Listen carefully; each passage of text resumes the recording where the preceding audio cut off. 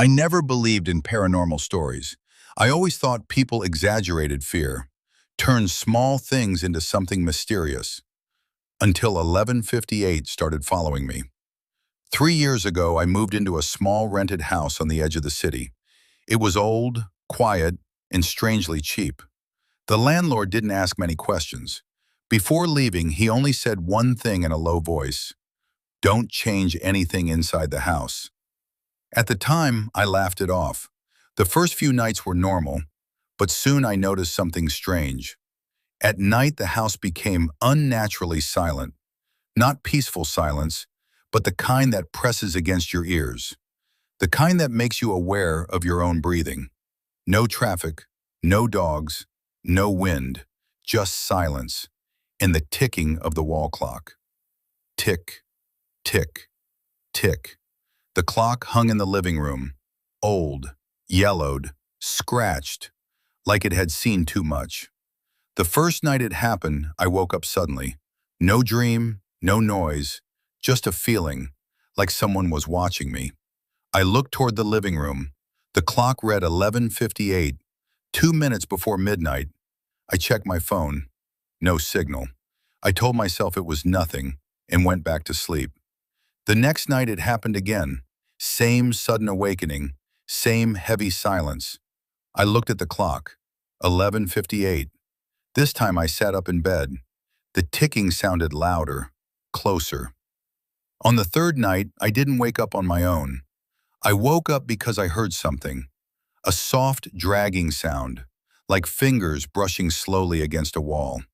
I held my breath. The sound came again, slow, deliberate. I turned my head toward the living room. The clock still read 11:58.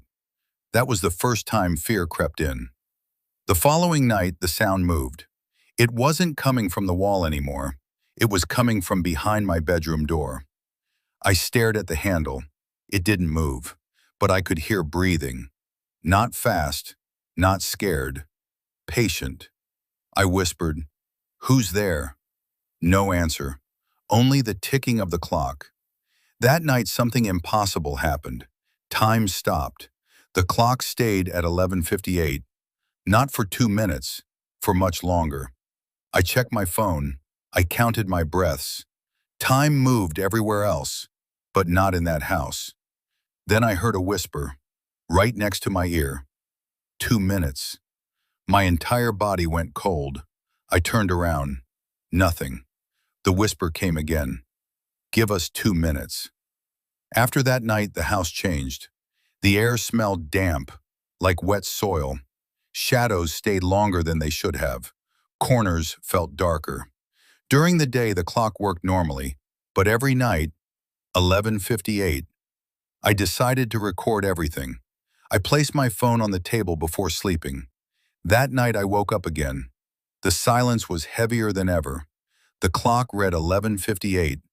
I stayed completely still. Then I heard it. Whispers.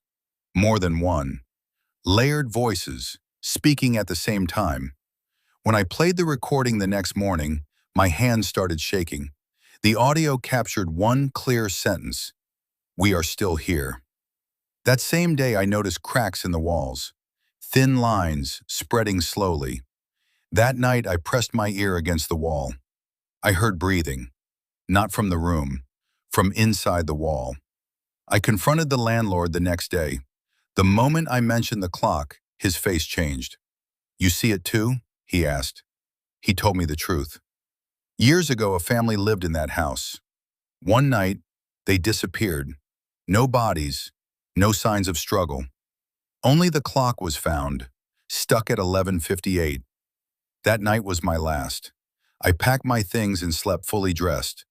At 11:58, the lights went out. The clock started ticking louder than ever.